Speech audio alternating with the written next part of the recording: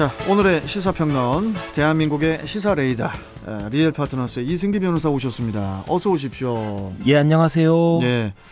자, 첫 번째 이슈부터 한번 가볼까요, 또? 예, 첫 번째 이슈는 김오수 없는 김오수 청문회, 결론은 임명입니다. 자, 김오수 검찰총장 후보자에 대한 인사청문회가 지난 26일에 결국 파행으로 끝났는데 여야 모두 그 파행의 책임을 서로에게 미루고 있습니다. 이런 상황에서 문재인 대통령이 오는 31일까지 그 청문 보고서를 보내달라고 다시 요청한 그런 상황인데, 자, 먼저 이번 파행의 원인 어떻게 보십니까? 예, 이번 인사청문회의 시작은 김 후보자에 대한 정치적 평행성과 관련된 논쟁이었습니다. 하지만 결론은 정관예우였는데요. 지난해 4월 김 후보자가 이 법무부 차관 퇴임 후에 한 법무법인에서 고문 변호사로 일하며 이 라임 옵티머스 사건 4건을 이제 수임을 했습니다. 예. 그래서 이걸 두고 정관예우냐 아니냐라는 논란이 인 건데요. 일단 김 후보자는 해당 펀드를 운영하는 이 피의자들을 변호하거나 관련 업무를 처리한 적이 없다라고 답변을 냈는데 여기서 이제 불똥이 예기치 못한 곳으로 튄 겁니다. 이 민주당 이 김용민 의원이 이 김 후보자에게 정관예우와 관련된 이제 근절 대책을 질문하다가 이 야당인 국민의힘 측 이제 청문위원이죠. 유상범 의원의 이제 정관예우 의혹을 꺼내든 겁니다. 이 검사장 출신인 유 의원이 이 변호사 시절 한 병원에서 발생한 이 무면허 대리 수술 사건, 거기서 이제 환자가 사망했는데요. 이 사건을 상담해주는 과정에서 사건 축소를 제안했다라는 의혹이 담긴 이 언론 보도 화면을 재생을 해버린 겁니다. 그러자 이제 유 의원이 오히려 이 사건 선임 전에 상담하는 단계였고 수임한 사건도 나중에 사임했다. 사건에 대해 아무런 역할을 한 게 없다라고 소명을 했습니다. 이 갑자기 김오수 후보자가 아닌 야당 청문위원에 대한 청문회가 돼버린 겁니다. 이후 이제 국민의힘 조수진 의원이 이 부분을 항의하는 과정에서 이제 김용민 의원이 또 눈 그렇게 뜬다고 해서 똑똑해 보이지 않다. 눈 그렇게 크게 뜬다고 예, 해서 그렇게 크게 뜬다고 해서 그러면서 이제 설전이 벌어지는 겁니다. 이후 정회 시간에도 일부 여야 의원 간에 이제는 고성이 오갔고요. 이제 국민의힘 측에서는 사과를 요구하며 저녁 질의에 이제는 불참을 한 거죠. 결국 설전과 사과 요구를 이어가다가 이 검증에 쓰일 소중한 5시간이 사라진 채 인사청문회가 끝난 겁니다. 어찌 보면 김오수 후보자에 대한 인사청문회가 뜻밖의 유상범 청문회로 변질되고 이후에는 김용민 의원과 조수진 의원 간 설전으로 이어지면서 파행까지 가는 한마디로 김오수 없는 김오수 청문회가 돼버린 거죠. 자, 일단 그 문 대통령이 오는 31일까지 인사청문 경과보고서를 보내달라고 국회에 다시 요청을 했는데 이 기한을 넘기면은 그 대통령이 검찰총장을 임명을 할 수가 있는 거죠? 예, 아마 다음 주 월요일경에는 이제는 임명을 하지 않을까 싶은데요. 지금 이 상황에서는 사실 여야 합의하에 인사청문 보고서가 채택될 가능성 이제 제로입니다. 뭐 정의당도 이미 김 후보자를 데스노트에 올린 상태이기도 하고요. 일단 국민의힘 측에선 다시 날을 잡아 청문회를 이어가자라고 요구했지만요. 민주당은 이제 국회의 시간은 끝났다라고 답장을 했고요. 결국 여당 단독으로 청문 보고서가 채택되면 이제 문 대통령이 임명 강행을 하는 수순으로 이어질 텐데요. 그렇게 되면 현 정부 들어 야당 동의 없이 임명되는 32번째 장관급 인사가 되는 겁니다. 예. 자, 다음 이슈 전해주시죠. 예, 다음 이슈는 도쿄올림픽 취소와 강행 딜레마입니다. 자, 오는 7월 23일 개막 예정인 그 도쿄올림픽을 두고 당장 취소를 해야 한다는 여론이 높은데 일단 그 일본 정부는 강행하자는 그런 분위기로 보이거든요. 일본의 코로나 상황 어떻게 뭐 심상치 않은 것 같은데요. 심각하죠 지금은. 예, 지금 일본에서는 코로나19 하루 확진자가 5,000명이 육박하고요. 누적 사망자가 12,000명을 이미 넘어섰습니다. 더 큰 문제는 앞으로도 나아질 기미가 보이지 않는다는 건데요. 일단 일본 정부에서는 간염 확산을 막기 위해 이제는 도쿄올림픽이 한 달 남았으니까 이제 방역 대책을 이제 바짝 끌어올리는 거겠죠. 이제 도쿄도를 포함한 전국 10개 광역자치단체에 이제는 3번째 긴급 사태를 이제 발효한 상황입니다. 근데 그렇다 보니까 일본 내에서도 올림픽 개최에 대한 반대 여론이 점점 높아지는데 이 대표적으로 올림픽 후원사인 이 아사히 신문이 실시한 여론조사에서도 올림픽을 취소하자 아니면 연기하자라는 의견이 83%에 달했고요.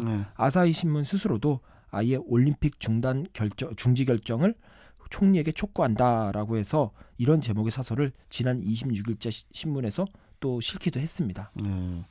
아사히 신문이 올림픽 후원사임에도 불구하고 예. 이렇게 중지 결단을 요구를 했네요. 자, 거기에 그 미국 정부가 그 일본을 여행 금지 국가로 공지한 것도 이것도 이제 올림픽 취소론에 불을 지핀 것 같습니다. 예, 여행 금지는 이 미국 정부가 자국민에게 발령하는 최고 단계 여행 경비입니다. 네.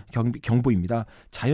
그렇다 보니까 자연스레 미국 선수들도 올림픽 불참으로 이어지는 거 아니냐라는 예상도 나왔는데 뭐 이미 북한의 경우에는 지난 4월 이미 올림픽 불참을 선언했습니다. 북한의 경우는 물론 미국 측에서는 이번 여행 금지 조치와는 별도로 도쿄 올림픽을 지지한다라는 입장을 밝혔지만은 일단 이것만 봐도 미국 정부 역시도 일본 내 코로나 대유행에 대해서 심각하게 보고 있다라는 점은 분명히 보입니다.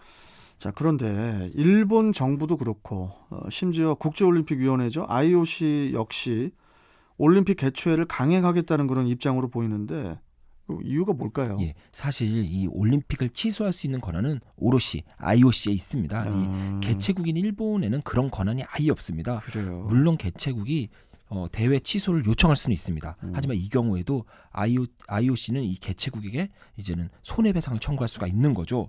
결국은 이제 돈의 문제, 이제 쩐의 전쟁인 건데요. 문제는 이 도쿄 올림픽이 취소될 경우 IOC가 입을 손해가 천문학적이라는 겁니다. 이 수익의 가장 큰 부분은 IOC 수입의 총 73% 정도를 차지하는 중계권료인데요. 예. 최소 1조 7천억 정도에 이른다고 합니다. 물론 보험에 가입돼 있다고 하지만 그 보상금을 놓치게 될 경우에는 뭐 그 보상금이 아무리 커도 뭐 중계권료에 비하면은 턱없이 적겠죠. 그렇기 때문에 IOC가 만약에 일본에서 뭐 대회 취소를 요구했다. 그래서 IOC가 손해배상을 요구하면 일본 정부는 엄청난 돈을 물어야 되는 겁니다. 뭐 그 금액이 방금 말했지만 2조 원에 육박할 거고요. 결국 IOC도 일본 정부도 상대가 먼저 취소하겠다고 하지 않는 한 함부로 취소라는 말을 할 수가 없는 상황인 거죠. 말 그대로 이제는 폭탄 돌리기 같은 그런 형국입니다. 참 진짜 복잡합니다 지금. 예. 자, 마지막 이슈 전해주시죠. 예, 마지막 이슈는 불가리스 사태 후폭풍, 남양 유업 매각입니다. 자, 불가리스 사태로 논란을 빚었던 그 남양 유업이 결국 그 사모펀드에 매각된다고 해요. 예, 어제인 27일 이 최대 주주인 홍원식 전 회장과 그 가족들이 보유하고 있는 주식 전부를 이 경영참여 펀드인 한행코 유한회사에 양도하는 계약이 체결됐다라는 내용이 남양유업을 통해 이제 공시가 됐습니다. 홍 전 회장이 한 51% 정도 되고요. 지분이 그의 가족까지 합치면 한 53% 정도니까 이 정도 지분이 넘어가면 50%가 넘잖아요. 이제 주인이 바뀐 거라고 보면 됩니다. 예. 전체 양도 대상은 주식은 37만 한 8,900주 정도가 되고요. 계약 금액은 한 3,100억 원 정도로 알려졌습니다. 남양유업이 그 1964년에 창업했다고 하는데 57년 만에 그 오너 일가와 완전히 결별하게 되는 셈이네요. 예. 결국 이번 매각 결정은 그간 남양유업을 둘러싼 그 각종 그 사건 사고 때문인 것 같은데 특히 불가리스 사태가 마지막 결정타로 보입니다. 그렇죠. 예. 남양유업이 2013년 이제 대리점 갑질 사태 이후 또 이제 홍 전 회장의 외조카죠. 항하나 씨의 마약 투약 논란 그리고 경쟁사 비방 댓글 사건까지 각종 사건 사고로 이제 경제면이 아닌 사회면이 아주 자주 등장했습니다. 한마디로 논란의 한복판에 있었던 거죠. 그러다 지난 4월 13일이죠. 남양유업이 이 자사의 이제 유산균 음료인 불가리스가 코로나 바이러스를 77.8% 저감하는 효과가 있다. 뭐 이런 내용이 확인됐다라는 보도 자료를 언론에 배포했는데 이 발표 직후 남양유업 주가가 이제 급등했고 마트 곳곳에는 제품 품절 사태가 벌어진 겁니다. 뭐 백신 대신에 불가리스다라는 이제 신조어도 나왔고요. 하지만 이제 얼마 뒤에 이 인체 실험도 없는 과장된 발표라는 이제 전문가 지적이 계속 쏟아졌고요. 식품의약품안전처도 이 남양유업을 허위 광고로 이제 경찰에 고발해 이제 지금 수사 중이고요. 거기에 또 매출의 40%를 차지하는 생산 시설이죠. 세종 공장의 영업 정지 2개월 처분과 함께 이제 주가 조작 혐의로 금융당국 조사까지 진행하고 있습니다. 네. 거기에 이제 소비자들의 이제 불매 운동도 본격화됐고요.